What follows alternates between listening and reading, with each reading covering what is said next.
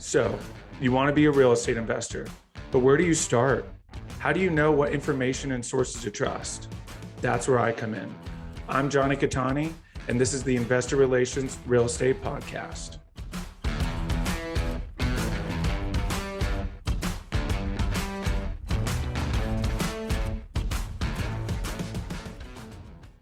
Hey guys, real quick, before we start, go to investwithcattani.com and download my free ebook, Is Commercial Real Estate Recession Proof?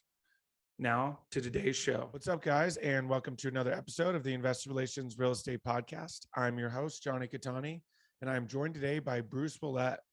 Bruce is in the togetherness business. You call them apartments, he calls them togetherments. The world apart is divisive, together is inclusive. Bruce, welcome to the show. Hey, thanks a lot. I appreciate being on. Looking forward to it.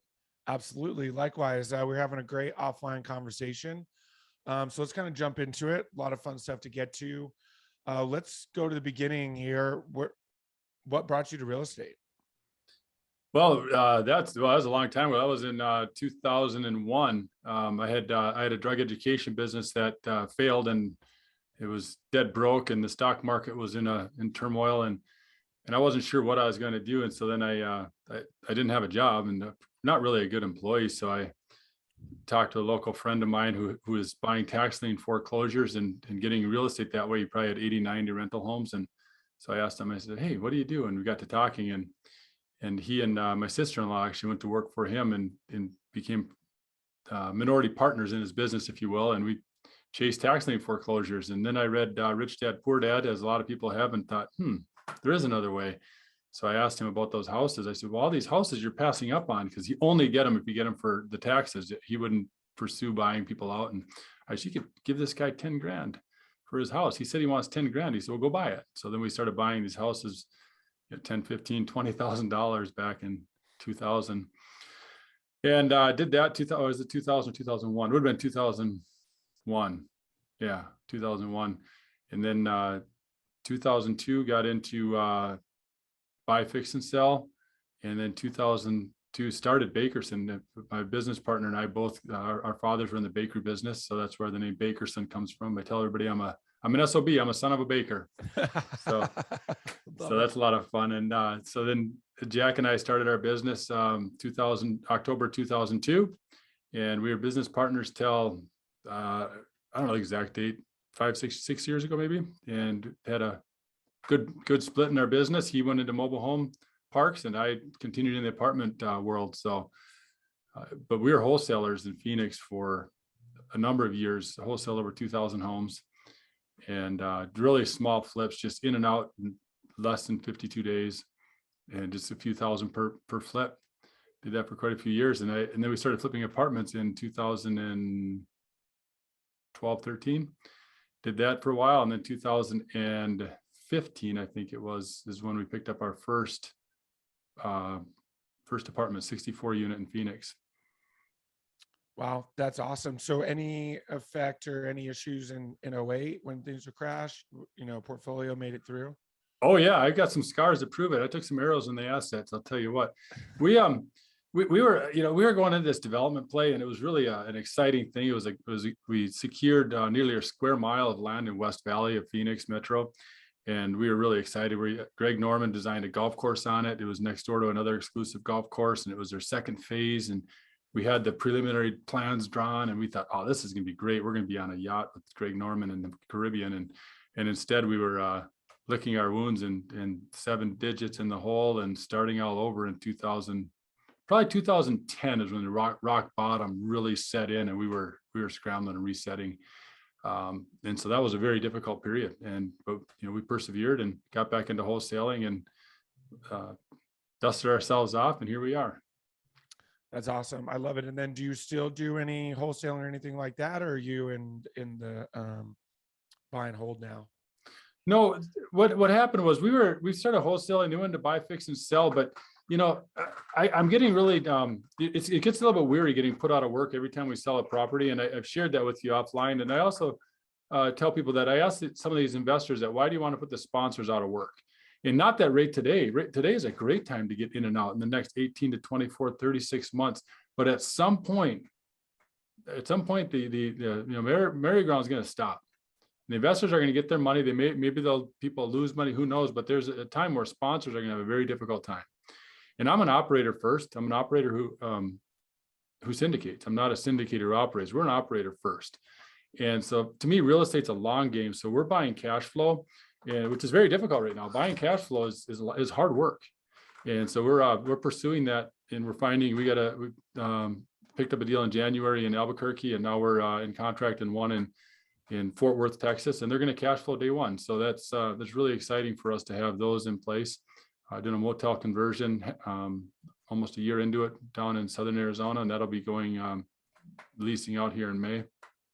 So there's a lot of good things happening, but we're buying cash flow and we're going for the long game. It'd be nice to buy and never sell, but we could, or if we want to sell when we have something else we can buy, as opposed to trying to time the market. Timing the market's very exciting, but it's also very dangerous. I know that because I went through that in 2008 and 9 when we were trying to time the market, and it was a very painful time. Absolutely. Yeah. And honestly, people get paid a lot of money to try to time the market, and they're wrong. We're talking people with PhDs from MIT and they still get it wrong. So some of us who aren't that well educated, you're better to, like you said, kind of pick a strategy, that will work. In this case, the long game. And, we were even talking about this a little offline. If you've been in this game the last 3 years, the short game feels so simple, right? You just buy it and seemingly overnight at 2x's and you can get out and everybody makes money. So kind of talk about, you went from wholesaling, which is transactional and short term. Where did this kind of long term strategy come from? Well, it came from a few different directions. My son's been wanting to buy and hold. He doesn't get excited. He doesn't get the adrenaline rush off of the flips like I was getting. And so he really wanted to do a buy and hold. And so we talked about that. He's worked with me now for, 8, 9 years. And so we've been pursuing that. And then also my mentor, who's got 53 years experience in real estate, which is how old I am. So he's been around a long time, been through many cycles, and he buys with in a 10-year hold model. Or I don't know if it's 10-year hold, his 10-year fund, but the hold model is what it is. But there's no it's not like we're going to get out in 36 months or less. It's not that way. They buy it, they cash flow it, and then when it's a good time to sell based on their business, not based only on the market, because it can be a great time to sell and a horrible time to buy. So why would you sell just to get the capital in the bank? And if you make money with fees, as syndicators do, then if you're not moving in and out, then you're not getting paid. And right now, it's making a lot of experts. By the way, one thing I wanted to comment is there's people that have 1, 2, 3 years experience that are managing tens of millions of dollars in capital and huge portfolios, which is really exciting. And I don't know their business model, but my hope is that they'll be able to set up a thing so that the market turns, that they protected themselves and their investors to get through the next phase, because it will. The merry-go-round will stop. I mean, it'll stop spinning for a time, and we'll have to redetermine where we're at. And maybe it's 3 years, 2025-ish. We might have a peak. We see interest rates going up, but yet equity costs are coming down, rents are going up. So it's covering that increased interest rate, and prices are continuing to rise. And I see that for the short term, it'll still happen. But buying on pro forma, selling on pro forma is just not my game. I want to buy on actuals and sell on actuals. And that's how it used to be. And that's where it'll return eventually. But now when you buy on pro forma and then sell on pro forma, that's just in banking on a 10% interest or 10% rent increase for the next 3 years. It's not sustainable. Absolutely. Yeah. And that's really a huge key. If you're an investor or, potentially partnering with someone, you really need to pay attention, have that very conservative underwriting, make sure the debt is in place. So it sounds like you mentioned you're in it for the long game.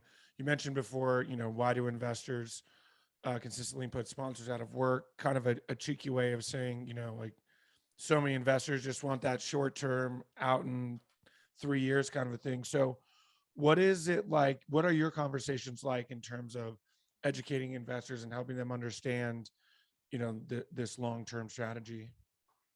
Well, I'll tell you one thing, the fastest way to shrink your investor pool is to go from a 3-year hold to a 10-year hold. Then you have more crickets than people, and crickets don't have any money. So it's been kind of that way. Then I have not been, capital raiser has not been my forte. I'm a good closer, but I haven't been a great capital raiser. I'm good at finding good deals, good visionary, kind of seeing where the project can go. So it's a new role that I've adopted in the last 6 months is how can we have these conversations? And I've been attracting people that have more of a long play. There's a few people I connected with on LinkedIn, and then also just through networking.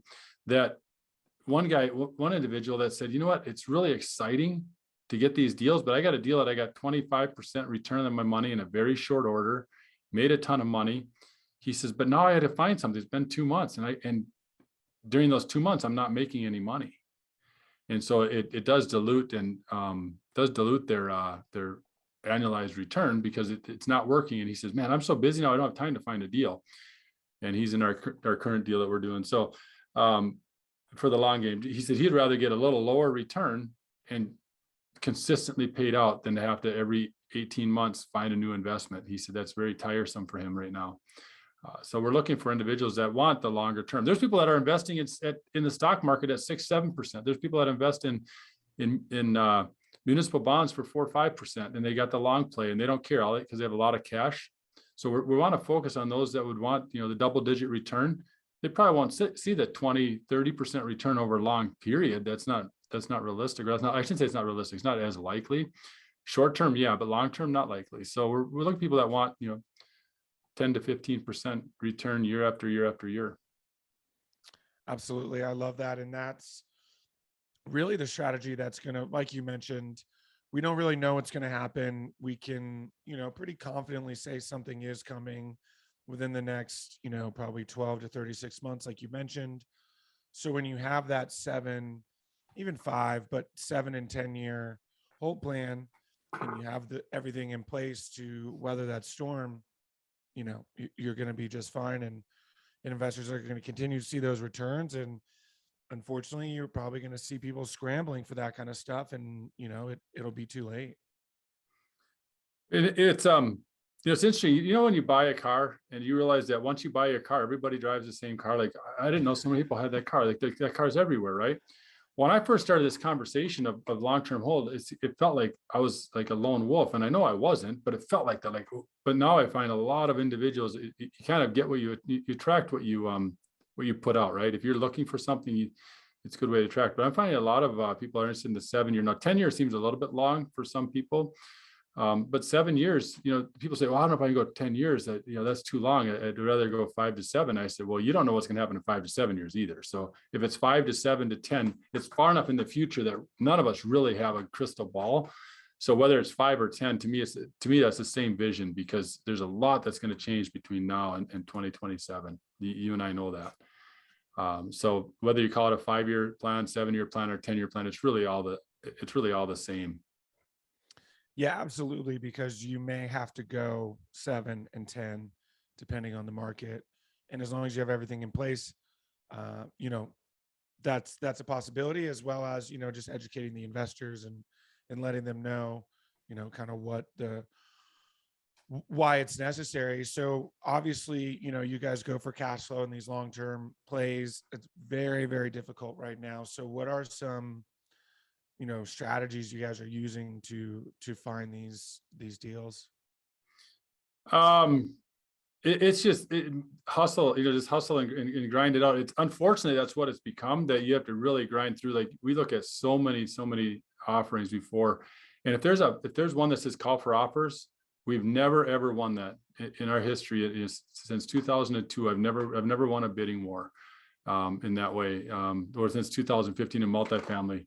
If there's a bidding war, I'm out. It's just people will say, well, you're kind of a bottom feeder. I said, well, that's a badge of honor, my friend. I mean, if you can buy at the bottom and buy at timing, get people in the right emotional spot. They're frustrated. They had an offer fall out.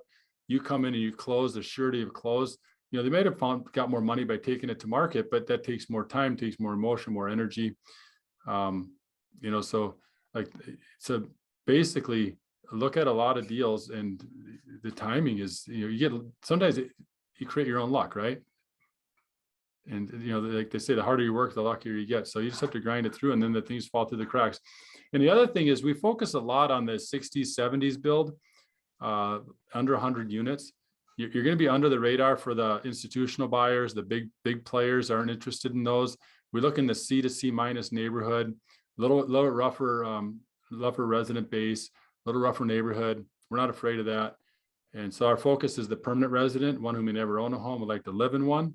And they're the self-paying resident. So it's above the subsidized Section 8. We're not against that. People do Section 8 housing. That's a great business model. It's just not my business model. We're the next step above that. So usually around 5 to 10% of our residents are subsidized. The other 90 to 95 are self-paying residents that work in the local retail, local, blue collar workers, construction, whatever.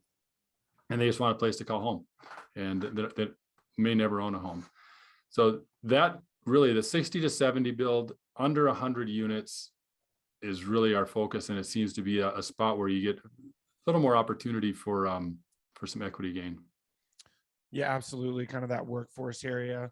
What do you guys have in-house property management? Are you finding it's harder to find that now because so many people want the huge 100+ Class B, or are you still finding, PMs who are willing to kind of do that lower class, smaller size? No, we actually have done well in finding property managers in recent years. In the beginning, we went through a lot, and it was a very painful process. Even set up our own management company for, I don't know what it was, 8 or 9 months, and they said, this just isn't for us, closed it down and went back to third party. But there's a couple of regional property managers that are really treating us well. We have a 36 unit in Albuquerque. Our goal is to head up to 250 units there. And so the property managers, we use them in Phoenix, and they have a pretty big presence in Albuquerque, and they're willing to jump on that. And then the one that we're buying in Fort Worth, we're going to keep the management company that's there. They've done really well in the last, since 8 or 9 months that they've been on the property. They've really turned it around. In fact, they're getting some of our performer rents already during escrow. They want to prove themselves. I think we close in a month, and they're killing it. So we're going to keep them on board. It's a much smaller property management company, but one of them national, one is regional, one is small. So we three different properties and 3 different property management companies. So you kind of find who's good in the market and in an area.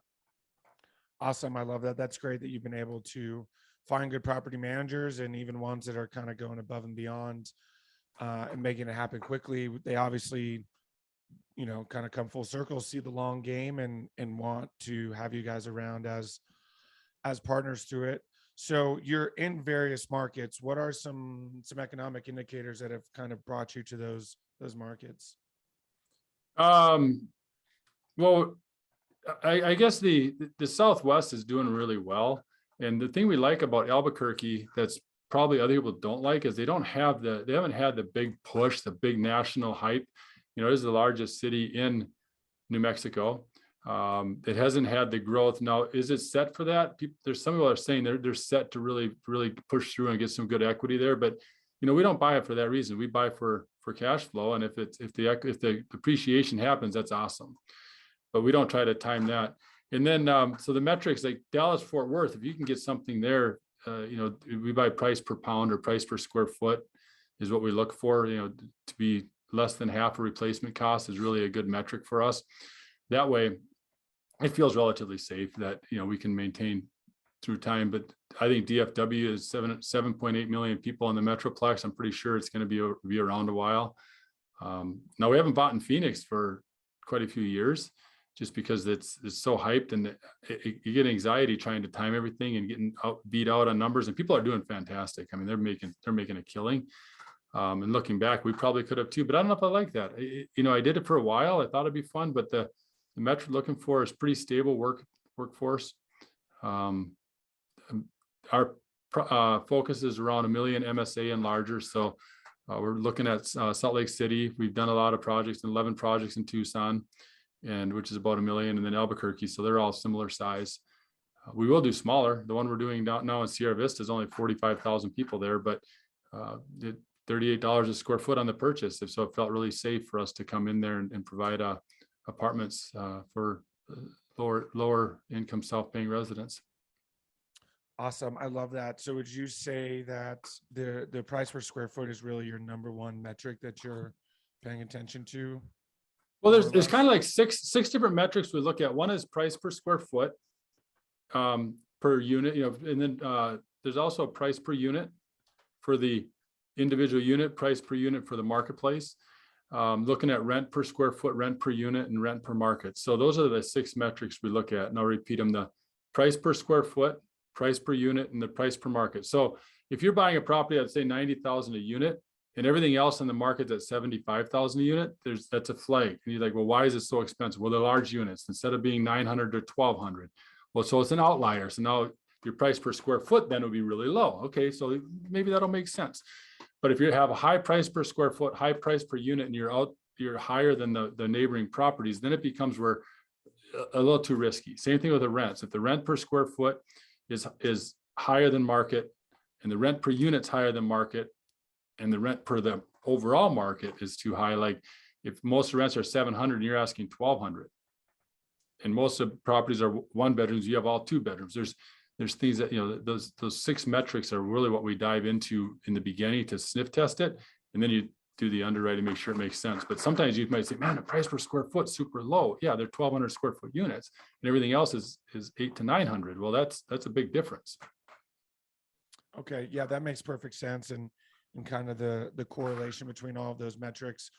And you mentioned in the beginning, you don't love, when there's a lot of offers and you have to negotiate. So when you see these discrepancies, do you ever reach out to the broker, the seller, see if they'll accept something lower, or you just don't, just take it off the desk and move to the next one? Well, we have conversations with brokers all the time, and that comes down to relationships with brokers. That's where you're going to get your deals.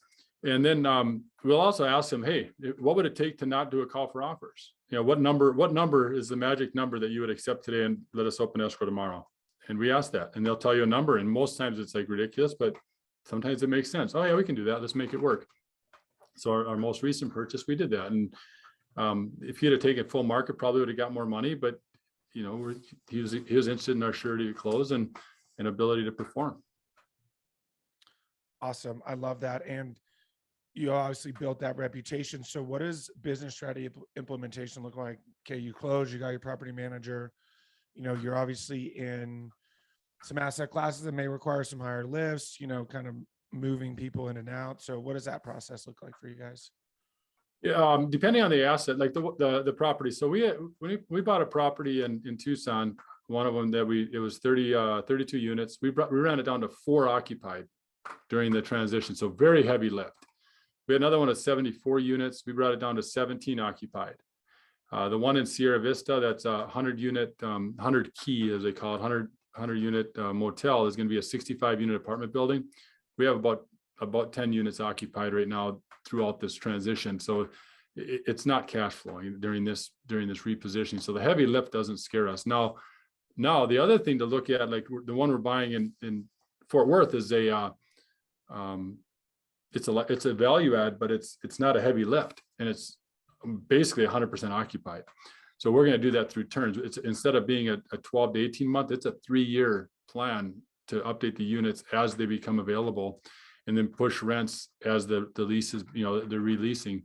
And the other thing we're going to do, which I think is very important during our supply chain challenges, is that we want to make sure that we have all the materials to put the unit back together. If we're going to do a full remodel on it, if we're going to update the unit, make sure we can get all the components we need, all the materials we need prior to demoing it. You don't want to demo it and then find out, oh, we can't get cabinets for 6 weeks. Well, that's a month and a half. Well, vacant units pay no bills. I've done the math, and vacant units pay no bills. So we're trying to keep them occupied. And one of the things we've done, like in that project in Southern Arizona, is we bought all the cabinets up front and had them stored on site.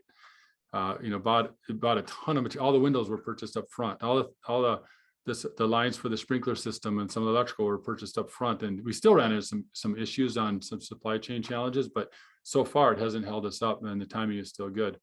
But that's a challenge right now. Just who knows? All of a sudden microwaves are gone, or hoods, or ranges. You can't get any refrigerators in the colors you want.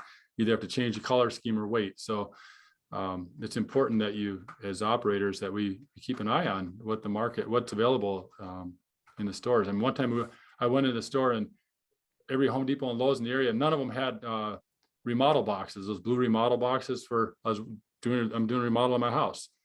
And so I was like, wow, now I went in there yesterday and the place is loaded. There's shops, the shelves are full, but the electrical wiring is all locked up, cabled up, and you have to get an associate to come and they'll carry it out to the register for you. It's crazy because of theft.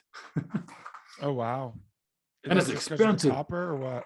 It must be. Oh, it's expensive because I bought 50 feet of 12-2 wire for my kitchen island, and 50 feet of it was $80. Jeez. I mean, you'll broke building a house anymore. Yeah, honestly. No wonder. So then, one of the things, Jonathan, I would like to share that it's a very important when you have investors that are underwriting projects, that if we look at the T12s and we look at let's say it's probably better to go back even 2 to 3 years on expenses. We're seeing the underwriting models coming through right now that are concerning for me, some of my peers, because they're not increasing expenses much. And I'm like, we have inflation of over 10% in Arizona, 8%. And that's what's actually measured. It's really higher than that if you think about everything. But the cost of goods is going up a lot, and it'll continue to go up for a while because we've dumped so much money into the market. But we're not seeing the expense ratios or the expense per unit going up, and they're seeing big spreads. And what's going to happen when those expenses start to catch up? That's going to squeeze the return. So people need to be conscientious that they are putting in a pretty significant increase in expense. I think it's important. What are some numbers that you got, like metrics that you're increasing by? Typically, you're 3 to 5%. Are you going higher than that in your underwriting?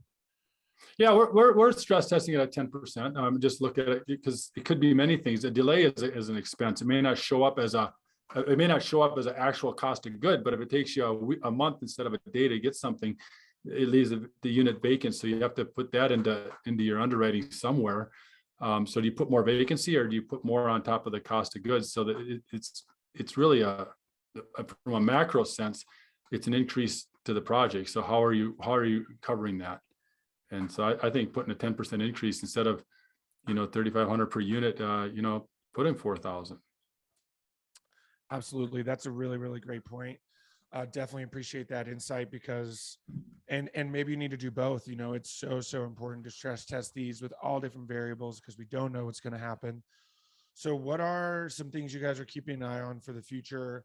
Are any strategies changing, or what are you paying attention to moving forward?